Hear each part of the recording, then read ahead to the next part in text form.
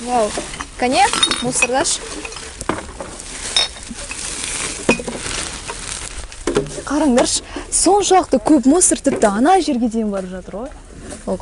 Сондай Оралдың адамдары мүлде вообще ужас. Сөзім жоқ. Мусорный контейнер бар ма? Жоқ. Бұрын мына жерде тұрған мусорный контейнер алып тастады ма? Мына жерде болды. А қазір оны алып тастады. Қазір мусор қайда төгеді?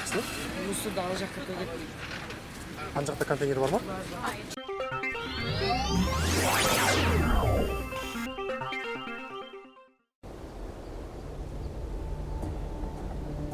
Осы экологиялық жоба, экосақшы жобасының аясында мына қаланың, Орал қаласының айналасында біздер экологиялық патрулирование жүргізіп жүрдік. Подстепный ауылының қасында осындай экологиялық заң бұзушылыққа тап болып, мынандай біріккен акцияның нәтижесінде осы жерге мынандай кәріз қалдықтарын төгіп атқан фактісына келіп көрдік. Техниканы тоқтатып, барлық іс-шараларды қолданып жатырмыз қазір.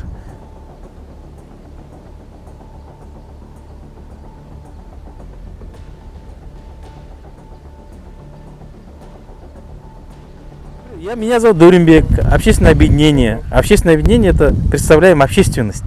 Нам сигнал поступил, что горит. Мы приехали от того, что горит, и выясняем, почему горит. Да, Первое. Мы видео сразу сняли. Да, теперь второе, короче, видео сейчас нам отправишь. Ну, оно, видите, вон дымит, вон. Да, видите, да. Чуть-чуть. Вчера приехал, высыпался к нашей мусорка. И она вот начала дымить. Что за мусорка приезжает? Вот газоны, в который Да. выезжал только что, да? Да. А чьи газоны это? Ролановский. А Ролан кто такой? Ну, Хозяин свалки, да, вот да. этот? Ролан хозяин свалки, да? Ну, как бы вроде, да, на работу он меня брал. А, ты работаешь, да? Где работаешь? ИП Тазаул. ИП Тазаул. Ролан фамилия как? Сейчас я позвоню. Фамилия как? А где Фамилию не он? Где знаю. он работает? Который Ролан, вот этот В Подстёпном. Федоровский Нет. депутат, да? Ну да, что он там выкимает. Бектимиров, да, фамилия? Тут раз я видел, который знаком. Вот этот, как он там? Сейчас мои. Машины свои или тоже роландские? Нет, это отцовская машина.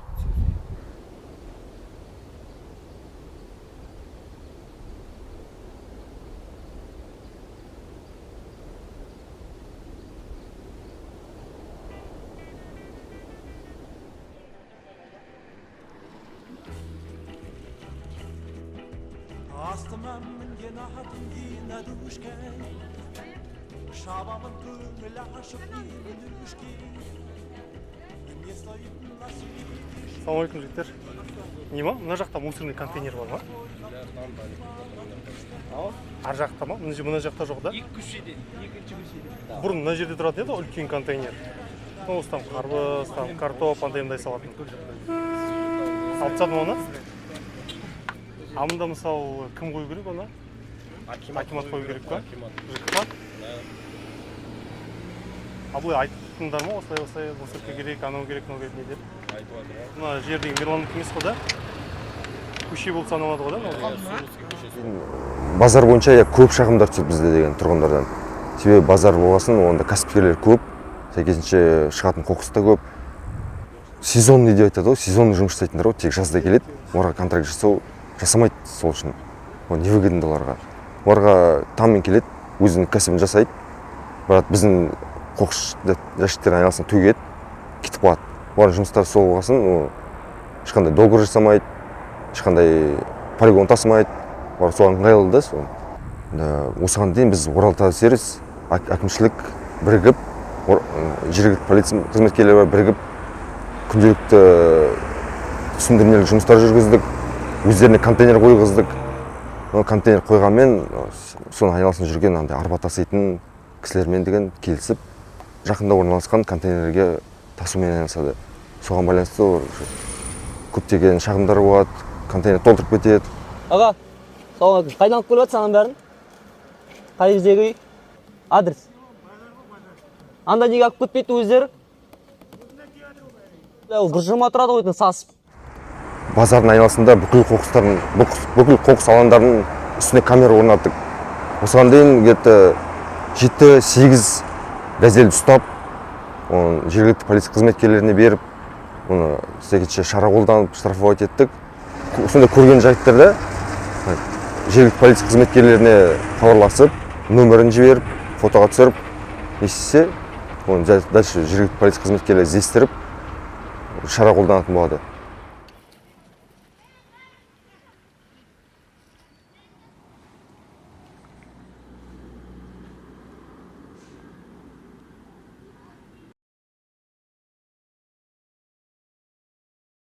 Орал қалалық мәслихатының 17-ші кезектен тыс сессиясы өтті. Сессия отырысына мәслихат депутаттары қаладағы қатты тұрмыстық қалдықтардың жаңа тарифін бекітті. Енді көп қабатты тұрғын үй иелері бір адамға 442 теңге төлесе, жер үйде тұратын азаматтарға тариф 451 теңге болып бекітілді. Бүгін 17-ші кезектен тыс сессиясында мәслихатта осы мәселесі қаралды.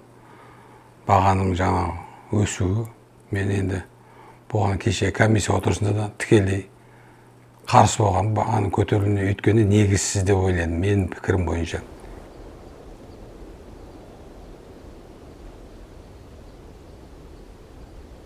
Қазіргі таңда біздің мекемеде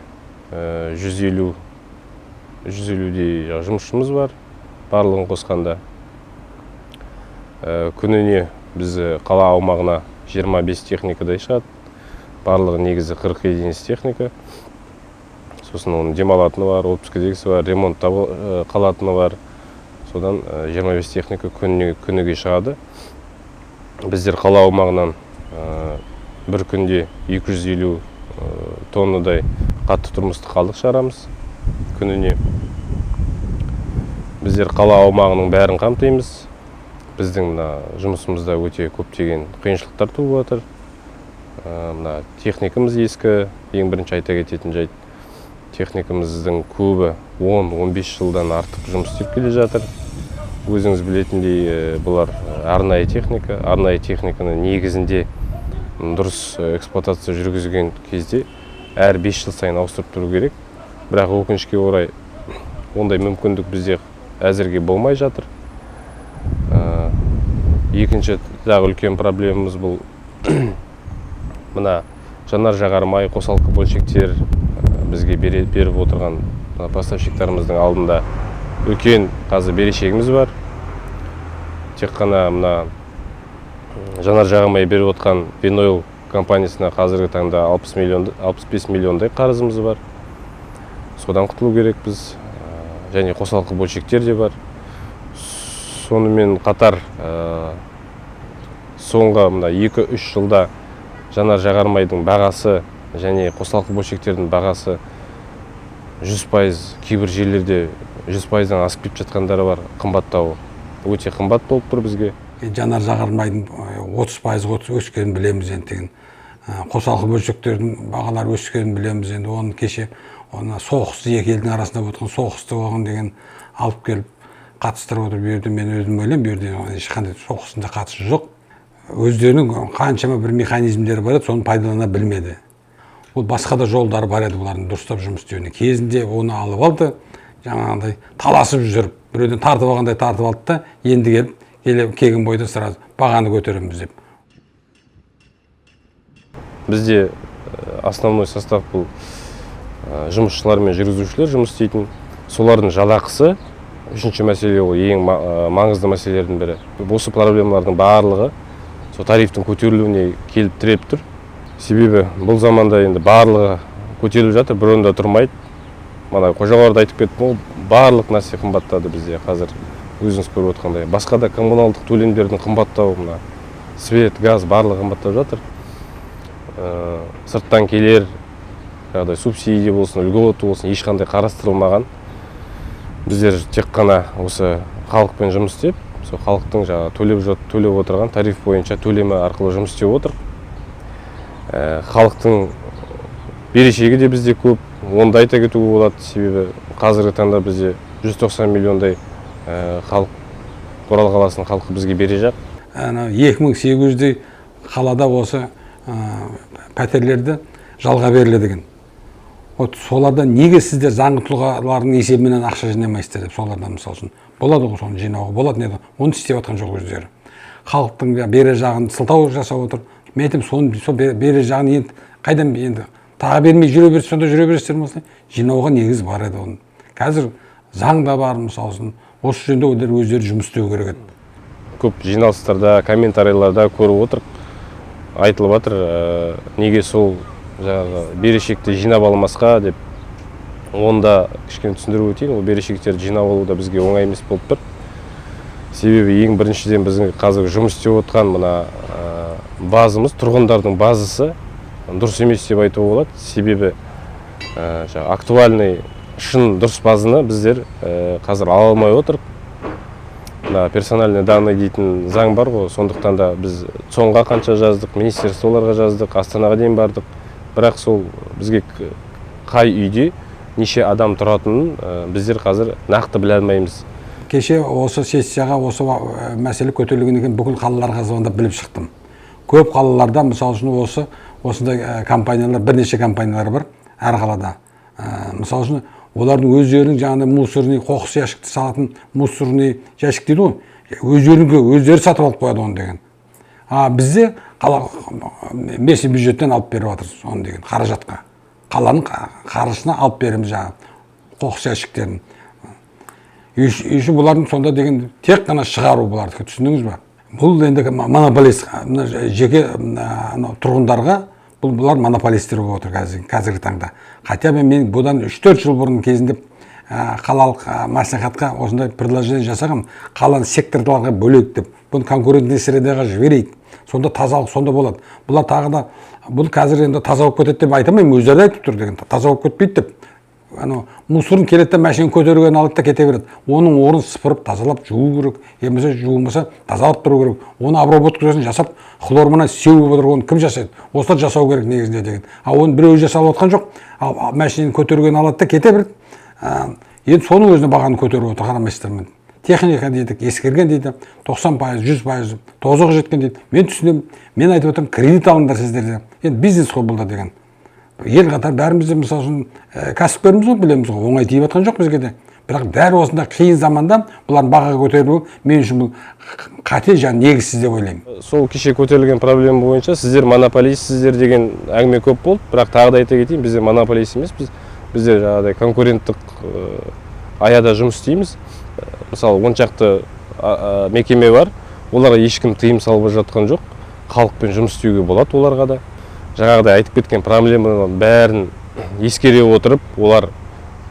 қалаға жаңағы халықпен жұмыс істеуге кіргісі келмейді себебі олар да санайды олар да көріп отыр тарифтің жаңағыдай шын жаңағыдай дұрыс емес екенін көріп отыр пайдасы жоқ екенін көріп отыр сондықтан да халыққа кіріскісі келмейді енді анау мусорда жаңағыдай полигон бар бұларда деген сонда да ана жерде полигонда бұл жерден бүкіл пластмассы қазір салафанда баклашкілерді жиналып бұны деген бағаны сатып отыр переработка жасап қағаздарын макулатураға өткізіп отыр сол жерде табыс табуым сол жақта дұрыстап сол жерде де дұрыстап істеу керек еді мысалы үшін басқа да есептерін қарастыру керек еді халықтың есебінен жаңағы өзінің жағдайын туралағанша түзегенше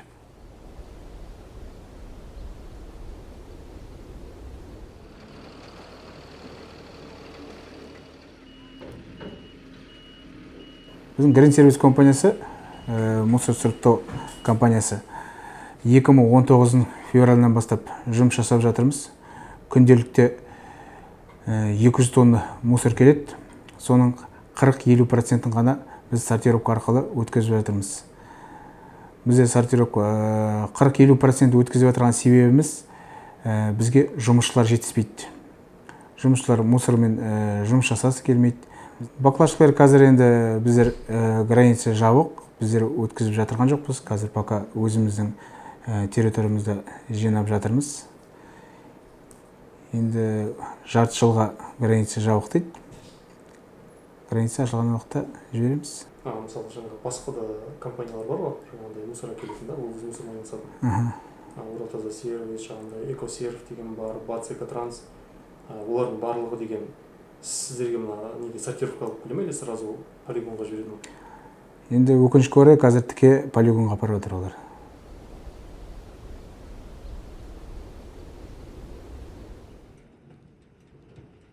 Енді біздің қазір көшеде мусорда имені шашылған кезде шашылып жататын бірінші көзге түсетін не? Салафан. Разноцветный. Қызылы бар, жасылы бар, сары бар, салафандар разноцветный именно.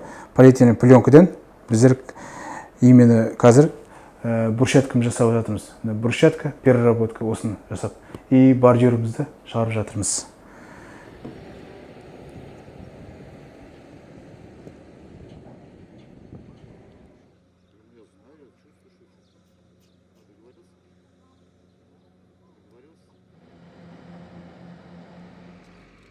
Біздер енді таңертең келеміз жұмысқа, қабылдап алып, содан бір сутка жұмыста боламыз. Сол енді өрт болмас үшін түнімен қарап обход жасаймыз. Осы 3-4 жылдан бері мынау жаңа техникалар келіп, қазір енді өрт болмайды. Техниканың арқасында бұрындары өрт жиі болатын. Зачаганск кенті жалып жасайтын енді. Қазір басылды бәрі. В нашей команде Уральсканес в рамках нашей миссии мы продвигаем такие аспекты, как здоровье, саморазвитие, осознанность, да, духовный рост и, конечно же, социальная ответственность любого гражданина, любого жителя города, она очень важна. Мы понимали, что уборка мусора и озеленение города это как раз входит в рамки ответственности любого гражданина своего города. И мы системно начинали убирать мусор, мы просто убирали, а потом мне пришла идея, то есть как я предприниматель, так как я часто мыслю через призму эффективности, я задал вопрос, а как мы можем сделать еще эффективнее нашу уборку мусора? И тогда где-то в соцсетях я видел, что мусор, он как бы его покупает, его перерабатывает, я думаю, глупо выкидывать, давайте начнем его сортировать. И наша уборка так плавно превратилась в правильной экономической составляющей, когда мы не просто начали убирать мусор, а начали еще и продавать его, потому что на уборку мусора нам нужны мешки, нам нужны перчатки, а постоянно закидывать деньги в своего кармана, сами знаете, тоже экономически это невыгодно. И вот одна из основных целей было то, что мы должны выйти в ноль. Вот в плане озеленения и уборки мусора у нас огромные планы.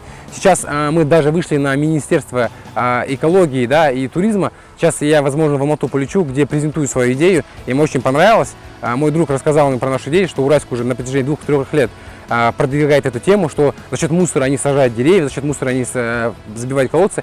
И сейчас, возможно, мы сейчас делаем презентацию нашего проекта, и, возможно, сейчас поеду защищать это в Алмате. И, возможно, это наш опыт, он будет распространяться уже по всему Казахстану. Біздер 18 сәуір күні бастадық. Содан бері 7-ші обход болып жатыр. Және де біздің командамызда қазір 100-ге жуық адам бар. TikTok деген социальный сетьте көргеніміз, осы планетамызды қорғау керек, глобальное потепление келіп жатыр деген хабарды естідік. Содан кейін біздер экоклуб ашамыз деген шешімге келдік. Өзіміздің қаламыз таза болсын деп, жасыл қала болсын деп. Сезон болғандықтан біздер тек күзге дейін жинаймыз, сентябрь, октябрьға дейін 12 экоплотқа жеткіземіз деп ойлаймыз.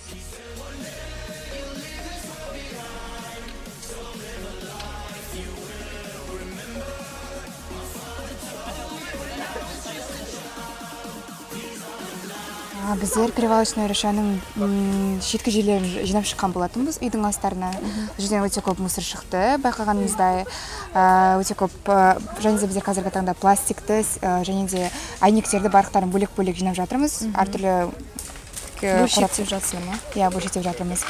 Ыңғайлырақ болу үшін кішкене шашадық дегенмен, бірақ өзіміздің үлесімізді қосқанға өте қуаныштымыз. Қазір 80 мың литр мусор болды. Осы экопоходта 100 мың литрді шығарамыз деп ойлаймын. Экоклубқа кіргенмен бүгін ғана кірдім. Көп қоқыс шығып жатыр. Таусалмай жатырық. Вообще экопоход өзіңе қалай ұнап отыр ма? Иә, табиғатты қорғауға атсалысып жатырмыз. Соның өзі бізге көп жігер береді. Достарымызбен бірге күліп ойнап, қоқыс жинап, жасыл қаламызды тазартып, жасыл қаламызды жасыл қылып сақтағымыз келеді. Қиын емес пе? Жоқ, қиын емес, біздерге наоборот оңай. Себебі өзіміз еркін сезінеміз. Яғни біздер білеміз, біздер болмасақ, біздер болашақ ұрпақпыз. Біздер болмасақ, мысырды ешкім жинамайды және қалып қояды.